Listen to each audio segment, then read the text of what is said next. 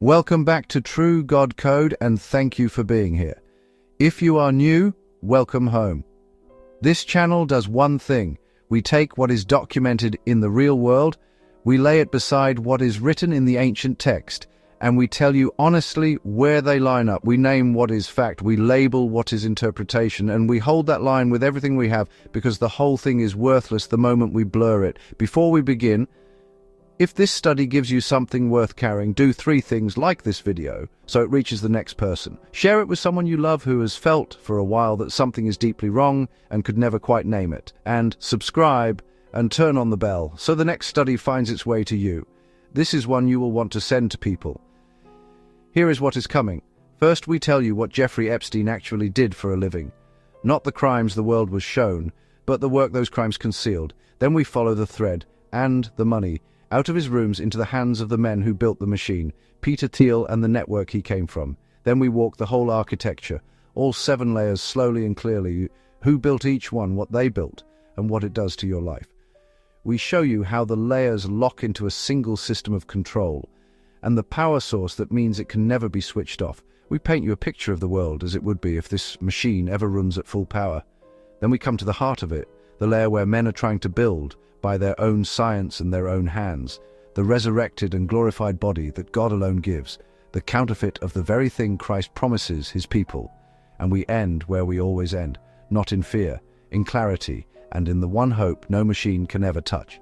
We do not interpret, we decipher, then we watch. Let us begin, not with the machine, but with the man. The operator. For 20 years, the world has asked one question about Jeffrey Epstein, and that question is the reason no one sees the truth.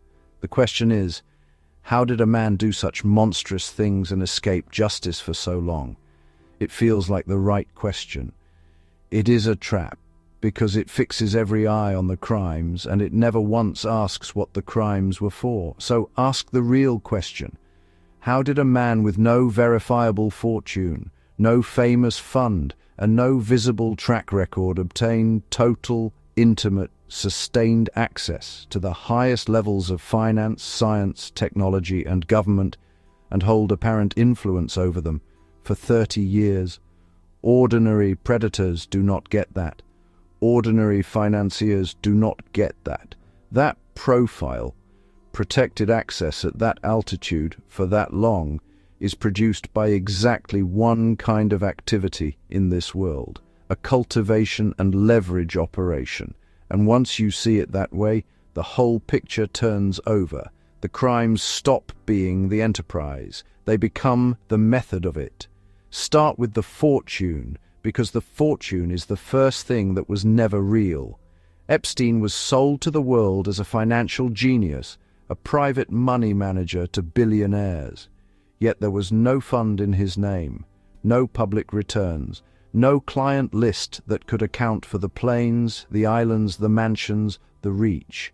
The man supposedly managed money for the ultra-rich, and almost none of the ultra-rich could be found who had given him any. There is one documented anchor, and it deepens the mystery instead of solving it. In July of 1991, the retail billionaire Les Wexner handed Epstein sweeping power of attorney over his personal fortune, the authority to borrow, spend, hire, and sign as Wexner himself. Investigators later found Epstein controlled Wexner's finances with virtually no oversight, moved more than $200 million, and took a Manhattan mansion and a private plane at a fraction of their worth. Men do not hand that to a stranger. They hand it to someone who holds something over them, or someone they were told to trust. The financier identity was a cover. The wealth was operational, and to this day, no one can fully tell you where it came from. Untraceable capital is not a hole in the record. It is the fingerprint of the work. Then there is the thing that was said out loud once by a man in a position to know, when a federal prosecutor moved on Epstein and then, inexplicably, granted him one of the most lenient deals in modern American legal history. An account later surfaced that he had been told to back off, because Epstein belonged to intelligence, and was above his pay grade. Hold that one carefully, because it rests on a single reported source, and we will come back to exactly how far it can carry. But the craft did not come from nowhere. The woman at the center of the operation, Ghislaine Maxwell, was the daughter of Robert Maxwell, the media baron long and extensively reported to have worked with Israeli intelligence, and whose own death at sea, off his yacht in 1991, remains one of the strange, unexplained exits of the age.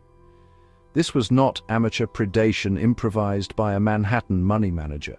Whatever it was, it ran in a family that had moved in that world before. Now watch what he collected, because a man is revealed by what he reaches for. Epstein did not, in the main, surround himself with movie stars. He surrounded himself with scientists. And this is not a vague impression. It is a documented money trail. He gave Harvard more than $9 million, the largest gift endowing a program in evolutionary dynamics, and he kept visiting its offices dozens of times even after his conviction. He was the dominant funder of the salon that gathered the scientific elite, providing, by one review of the tax filings, roughly 3/4 of its revenue, the host of the famous dinners where the brilliant and the rich were introduced to one another, and to him. He funded the minds working on artificial intelligence, on genetics, on computation. A vain man collects celebrities. Epstein collected capabilities, and look at which ones. The mind, the gene, the machine. He was assembling a full decade early and with real money the exact scientific disciplines that would produce the artificial intelligence, the biotechnology, and the surveillance that define the architecture of control today. That is not the appetite of a socialite. That is target selection. He was building a bench. And here is the confession. No longer just reported, but now in his own released words. Epstein was obsessed with one vision of the human future. He was fixated on eugenics, the engineering of a superior human stock. In his own emails, he wrote that all of his science fundies had blue eyes. He kept framed prosthetic eyeballs in the entryway of his townhouse. Reporting from named scientists describes his stated plan to seed his own DNA into the species by impregnating women at his New Mexico ranch. He funded the transhumanist movement directly. He spoke of having his own body frozen and preserved against death. And, as late as 2018, he was emailing about funding a company for designer babies and human cloning. Now hold that documented obsession against the architecture that has since been built.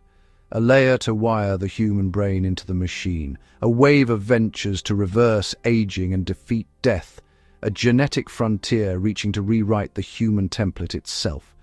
The layer of this system that reaches for immortality was not a direction the network drifted into. It was his vision, spoken and written in his own words, before the companies existed to build it. The man told you what he wanted made. They will demand a memo. Show me the order, they will say. Show me Epstein commanding these men. Without it, you have coincidence dressed as conspiracy. But that demand is not a rebuttal. It is a confession that the person does not understand how these operations work. An operator never issues an order because an operator never needs to.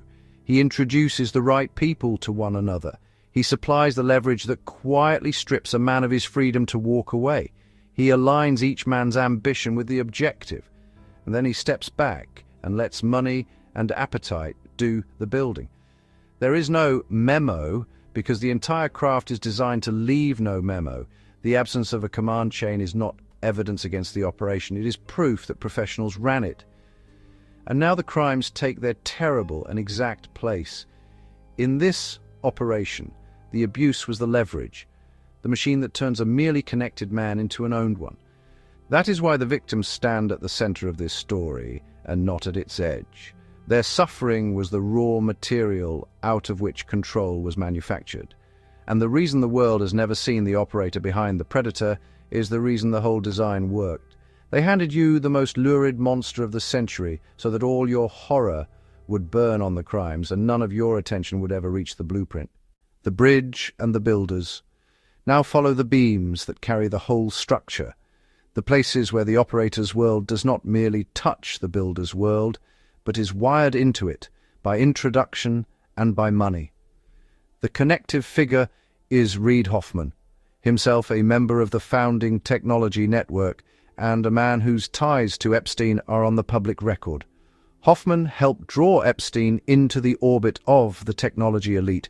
He has since publicly apologized, saying that by including Epstein, he helped repair the man's reputation and perpetuate injustice. But regret does not unlay the wire. Picture 1, documented night. August of 2015, years after Epstein's conviction. A private dinner in Palo Alto, in the heart of Silicon Valley. Hoffman helps arrange it. And seated at that table with Epstein are some of the most powerful builders of the coming age. This is not a rumor, it is a documented gathering. Through that bridge and others like it, Epstein was placed at the center of the single most consequential network in modern technology, the PayPal network. And here is the man at its gravitational center. Peter Thiel co-founded PayPal at the turn of the century, sold it and became the sun around which everything else orbits. When PayPal sold, its founders and early staff scattered into a web the financial press nicknamed the PayPal Mafia. Thiel, Elon Musk, Reid Hoffman, Max Levchin, David Sachs, and others. Nearly every principle you will meet in the layers ahead traces back to that one room. But Thiel did more than scatter. He built the engine. In 2003, in the fearful climate after September the 11th, he co-founded a surveillance company called Palantir, and its earliest serious funding came from In-Q-Tel, the venture arm of the CIA. Privately built software sold into the security state from the very beginning. Then, in 2005, he founded Founders Fund, the capital engine that would go on to seed the surveillance, the weapons, the artificial intelligence, and the energy that make up this entire system. And here is the beam the record now makes undeniable. In November of 2014, Peter Thiel personally emailed Jeffrey Epstein asking him to invest in his venture fund, Valar Ventures. Epstein did $40 million across 2 funds. That investment did not vanish. According to estate documents reviewed by the press, it grew to roughly $170 million, the single largest remaining asset in Epstein's entire estate. Sit with that. The convicted man's fortune is, more than anything else, an investment in the fund of the network's central architect, and it is the best performing thing he ever touched. Nor was it the only one. He put around $3 million into an early round of the cryptocurrency exchange Coinbase. He put $1 million more into a surveillance startup called Carbine, founded by veterans of Israeli signals intelligence, chaired by a former Israeli prime minister, and Thiel's own Founders Fund later joined a funding round in that very same surveillance company. This is no longer a story of a man who merely shook hands at dinners. It is a documented financial entanglement between the operator and the builders, running in both directions, worth hundreds of millions of dollars. Now hold the most important structural fact in the whole study. Founders Fund, and alongside it Josh Kushner's Thrive Capital, would go on to hold major positions across nearly every layer of the machine we are about to walk. When the same funds sit across every layer, the connection between the layers is not something you have to argue. It is built into the capital itself. And the culture of these men is not neutral. It is openly preoccupied with power, with collapse, with the restrainer who holds back chaos, with the end of the old human order. They even name their companies from the same dark mythology: Palantir, the seeing stone of the enemy; Anduril, the sword of the returning king; Erebor, the mountain of gold. These are men who think in the language of endings. Now watch what they built. Layer 1, the brain. The first layer is the decision layer, and to understand it you have to understand a shift most people never noticed happening. For all of history, decisions of state were made by human beings. slow, flawed, accountable human beings. What is being built now is different in kind, an artificial intelligence placed inside the machinery of government as the thing that actually decides, that reads every file, weighs every option, and hands the human a recommendation he increasingly cannot check and will not refuse. The company at its center is OpenAI, led by Sam Altman. Understand its scale, because scale is the point. In 2025, its revenue tripled to roughly $13 billion. In June of 2026, it filed confidentially to go public at a valuation discussed as high as $1 trillion, which would make it one of the most valuable companies ever created. And access to its most powerful models is being sold to the United States government at nominal, almost symbolic prices, $1 here, a token sum there, because the goal was never the fee. The goal was to get the mind inside the building. Once the state runs on the model, the state cannot function without it. That is not a customer relationship. That is dependency engineered on purpose. Here is what it means for you, in plain terms. The decisions that shape your life, who is flagged, who is approved, who is investigated, who is denied, move quietly from human judgment to a private machine owned by a handful of men. You cannot appeal to it. You cannot see inside it. You will not even be told it decided. Now the ancient text, and remember, it was written first. Revelation chapter 13 describes a made thing, an image, that is given breath, that speaks, and that causes the world to obey it. 2,000 years before a single microchip existed, the text named a speaking image with authority over men.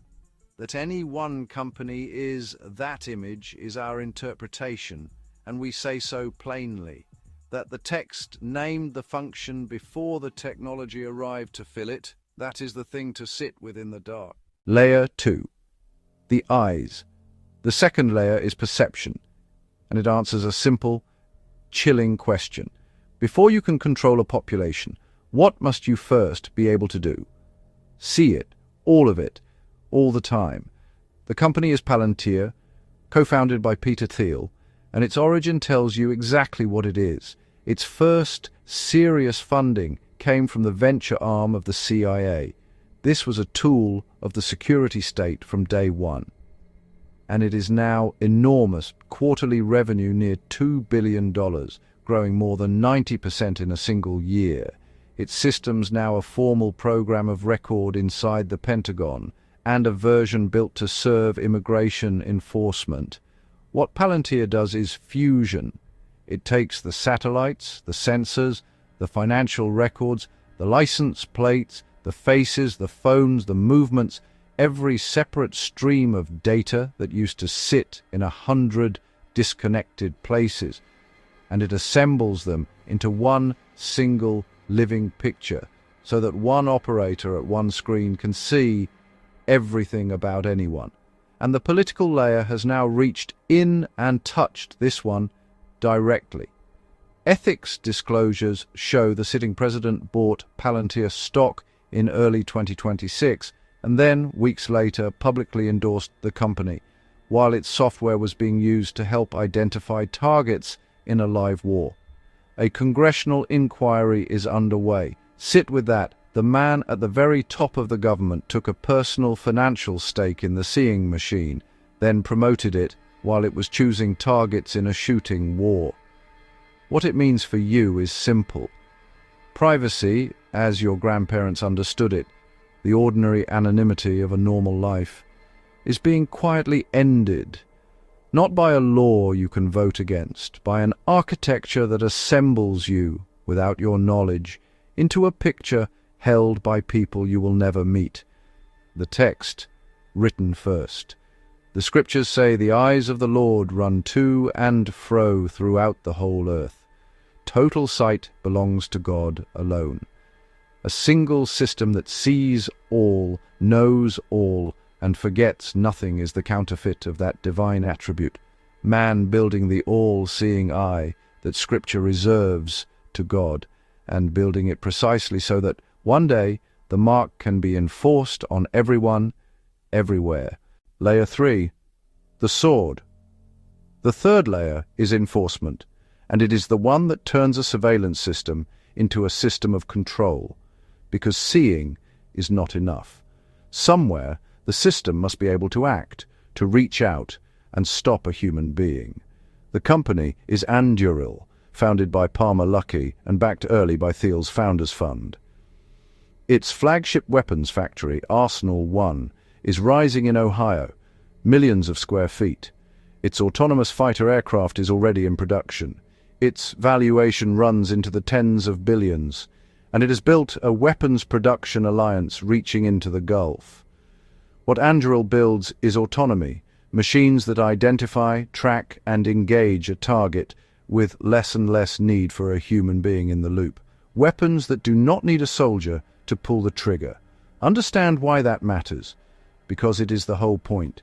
Throughout history, every tyrant has faced one final limit. He needed men willing to carry out his orders, and men can refuse. Men have consciences, armies have mutinied, guards have opened the gates. The single greatest check on absolute power has always been that the enforcers are human. Autonomous enforcement erases that check. A machine does not refuse. A machine does not question the order or feel pity or lay down its weapon. For the first time in human history, power is building an enforcement arm that cannot defect. What it means for you is the removal of the last safety humanity ever had against total control. The hope that the people sent to enforce cruelty might in the end refuse to. The text, written first. Revelation says, "The image causes that as many as will not worship it should be killed. The eyes find, the sword ends, and it is engineered to do so without a human hand that might stay itself." The debate over autonomous weapons is real and sober in our own world. The framework reads it as the arm that makes a global worship or die mechanically possible for the very first time. Layer 4. The mark and the money. The fourth layer is the one that touches your daily life most directly because it decides two things: who can prove they are a real human being, and who is allowed to buy and sell. On the identity side is World from Sam Altman's Tools for Humanity, a company deploying a metallic orb that scans the iris of your eye to issue you a verified digital identity. It has already enrolled some 17.5 million people, and its biometric collection has been banned or restricted in several nations. The stated reason is reasonable sounding. In a world flooded with artificial intelligence, we need a way to prove a human is human. But look at what is actually being built: a single global biometric registry of who counts as a real person, owned by the same men who built the artificial intelligence that supposedly made it necessary. On the money side, a federal law governing digital dollar-backed tokens was signed in 2025, moving money toward programmable form. And a new bank called Erebor, was backed by Palmer Luckey, Peter Thiel, and Joe Lonsdale, was granted a national banking charter with striking speed and gathered billions in deposits within months. Programmable money is money that can be told what it is allowed to do, money that can be switched off, geographically fenced, time-limited, or denied, not by a court, but by a rule in the code. Now put the two halves together, because together is the whole point. A biometric identity that proves you are you, fused to programmable money that decides whether you may transact. What it means for you is stark. Your ability to buy food, to pay rent, to exist in the economy at all becomes a permission, a switch that can be flipped off remotely by whoever holds the system, for whatever reason they choose. The text, written first, and it is the plainest match in all of Scripture. Revelation says that no man may buy or sell, save he who has the mark. Biometric identity, fused to programmable money, is that verse rendered in silicon. The reading of the mark in the hand or the forehead is interpretation, and we label it. The documented core needs no interpretation to chill you. The same network is building both the proof of who you are and the switch over whether you may buy bread. Layer 5. longevity, and eternal death. The fifth layer is the one where the builders turn all their power against the last enemy, death itself. And it is the layer that was Jeffrey Epstein's own obsession, made corporate. We will return to this layer at the climax of this study because it holds the deepest secret in the whole machine. But first, see plainly what is being built, because it is real. There is Neuralink, the brain implant, its device carrying more than 1,000 electrodes threaded into living brain tissue, funded in part by Founders Fund, pursuing a direct physical merger of the human mind with the machine. There is a wave of anti-aging empires pouring billions into halting and reversing the aging process itself. Altos Labs, Sam Altman's own retro biosciences, the very public self-experiments of Brian Johnson, a man spending a fortune attempting to measurably stop his own body from aging. There is Minicircle, offering experimental gene therapy from inside a private zone, deliberately built beyond the reach of ordinary regulators, and beyond them the whole frontier of genetic engineering, reaching toward the power to rewrite and one day to copy the human being. The hardware is documented. The funding is documented. Any promise that these things deliver actual immortality is speculation, and we label it exactly that. And here the honest boundary now, plainly, because the record demands it. There is no documented money trail from Epstein into these particular companies.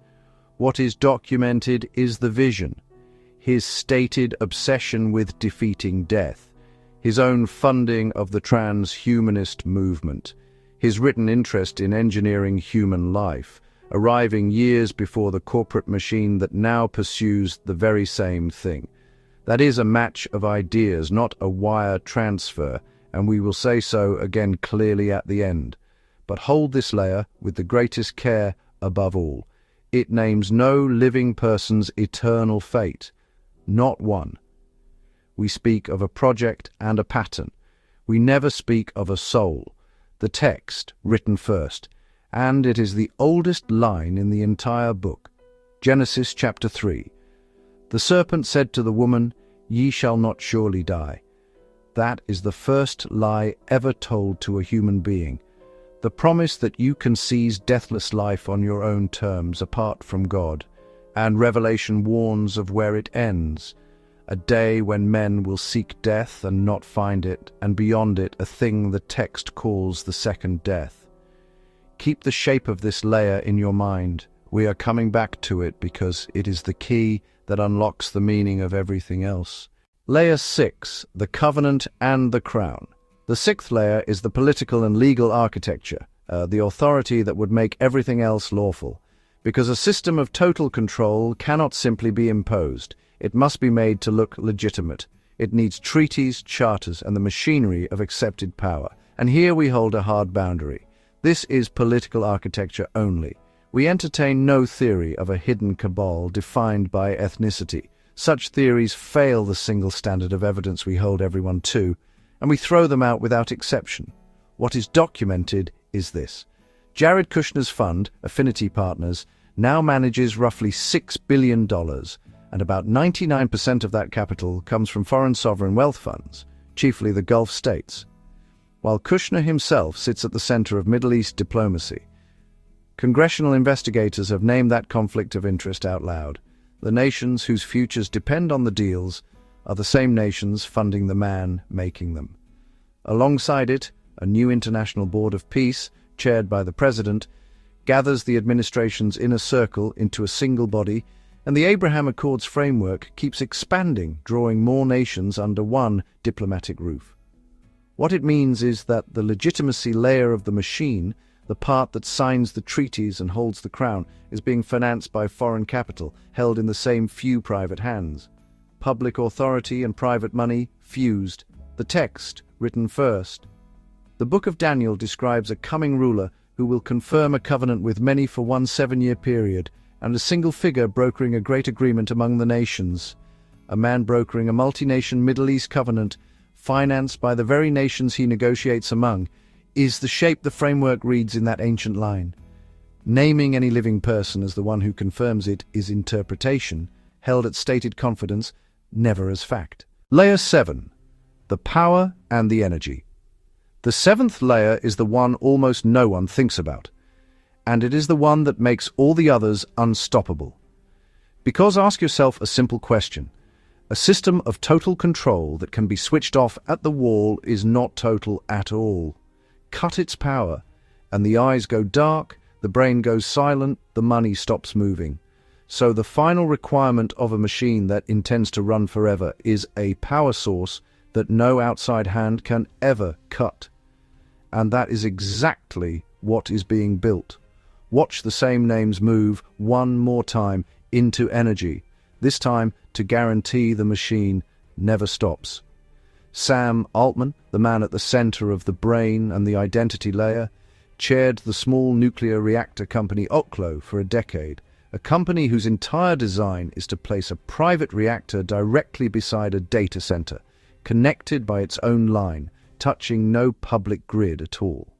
He is also the largest investor in the fusion company Helion, a reported stake near $1.5 billion, which has signed a power deal with Microsoft targeted for 2028.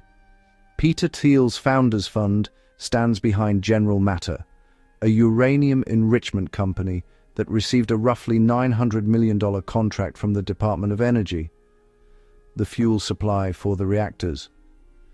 Nearby sits Centrus in Ohio, enriching uranium as well. Microsoft is restarting the 3 Mile Island nuclear plant to feed its artificial intelligence, and Meta is building a supercluster it named Prometheus, after the figure who stole fire from the gods, in New Albany, Ohio. Understand what unites all of it. Not solar, not wind. Nuclear, because only nuclear runs 24 hours a day, through darkness, through storm, through any collapse in the world around it. And the deliberate direction is off-grid. Private power on private land, connected straight to the machine so that no government, no disaster, and no act of resistance can ever reach up and pull the plug. What it means for you is the final closing of the door. As long as a system depends on the public grid, there is a wall you can cut, a switch someone can flip, a way to make it stop. This layer removes that. It builds a machine that keeps running when everything else goes dark. And a machine that cannot be switched off from the outside is a machine that cannot be resisted from the outside. The text, written first. Revelation says that power was given to the beast to continue 42 months, 3.5 years of unbroken enforcement, running straight through the very catastrophes the same book describes, the judgments that would darken the sun and shake the earth and collapse every ordinary grid on the planet. A system that must run continuously through the worst days in history needs a power source that never fails. The framework reads the pivot to private off-grid nuclear power as exactly that requirement, being built ahead of time, the uninterruptible engine beneath a system designed never to stop. One machine, the full scope of power. Now step back and see all 7 as one, because separately these are companies, but together they are a government that no one voted for and that no one can switch off. Trace the loop. The brain decides who is a threat. The eyes see that person completely, every movement, every transaction, every word. The sword reaches out and stops them with a machine that will not refuse. The mark and the money determine whether they may buy food or hold $1 at all.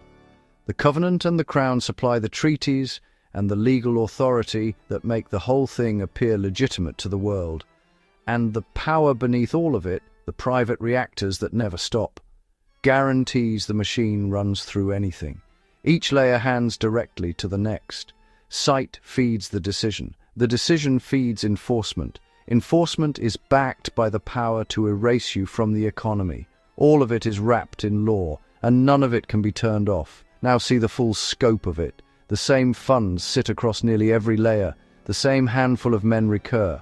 One man in the brain, the money and the power at once. The man atop the political layer, holding stock in the seeing layer. The same fund behind the weapons, the surveillance and the uranium.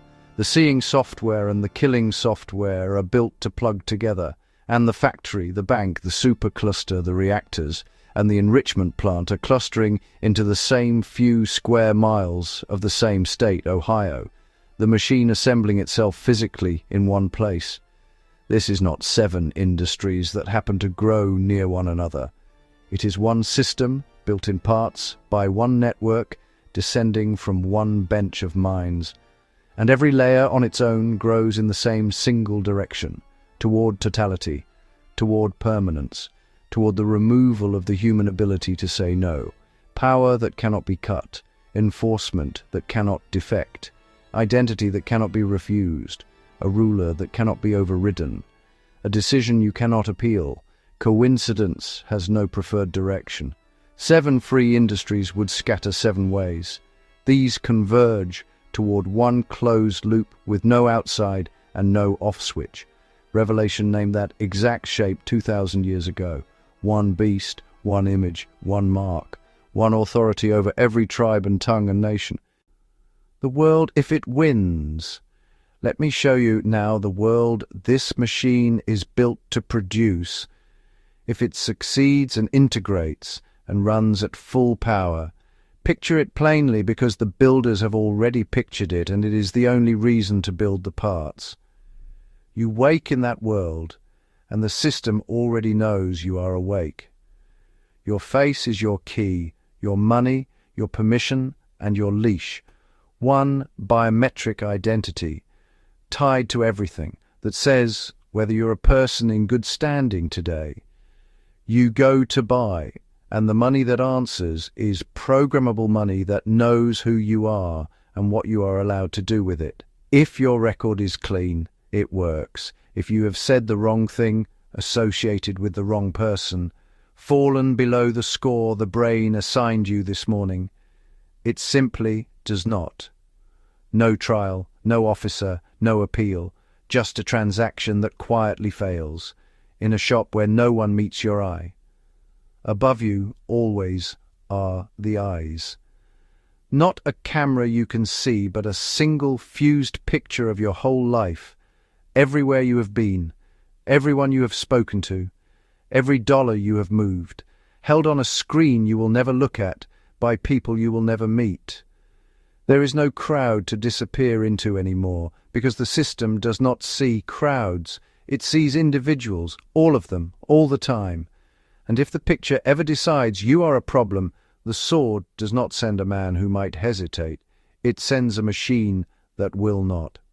Over the nations sits the crown, the covenant, the treaties, the single legitimate authority that has folded the governments of the earth under one roof and called it peace.